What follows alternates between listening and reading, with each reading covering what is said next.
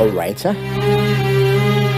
twagarutse mu karirimbo keza k'agafaransa wakagusabye kamunezeze rwose cyane.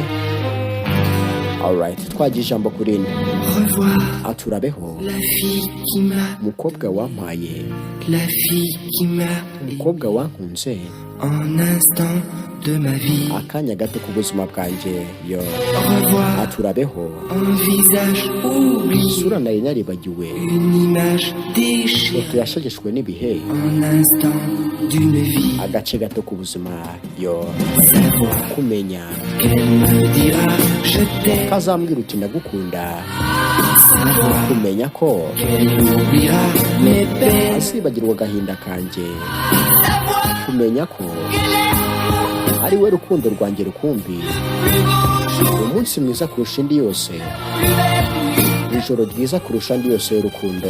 Yo revoir urabeho la fille qui m'a, umukobwa wampaye, la fille qui m'a, igicu cyantwaye ubuzima umutima, un instant de ma vie, akanya gato ku buzima bwanjye. Yo revoir aturabeho mon amour de urukundo rutazibagirana, le plus beau, iminota myiza y'urukundo niyo yabaye mike. là devant moi, Yo savoir ati kumenya ko qu'elle me dira je t'aime, azambwira uti ndagukunda, savoir kumenya ko qu'elle oubliera mes peines, azasiga inyuma ishavu ryose, ati kumenya ko kandi ari we rukundo rwanjye rw'ukuri, umunsi mwiza kurusha indi yose, ndetse ijoro ryiza kurusha ayandi yose. Ati kumenya ko ari we uzambwira urukundo rwanjye, ati kumenya ko. Iyo kora subscribe, aka ni agasobanuye place kuri YouTube, hanyuma kakaba agasobanuye place kuri TikTok, ariko dufite indi YouTube channel yitwa agasobanuye hub, nayo niyo izayigenda bashyiraho indirimbo zisobanuye mu Kinyarwanda. Gasobanuye place n'agasobanuye hub, ugenda hose ukoreho subscribe, hanyuma tujye tubasha kubonana 5 kuri 5. Ndibutsa ko kuri TikTok ariho honyine ushobora gusaba indirimbo ukahita uyihabwa ku kanya ukiyisaba.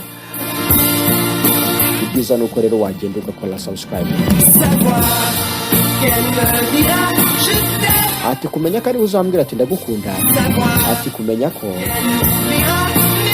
azasiga inyuma ibyamushavuje byose, ati kumenya ko kandi ari we rukundo rwanjye rw'ukuri, umunsi mwiza kurusha indi yose,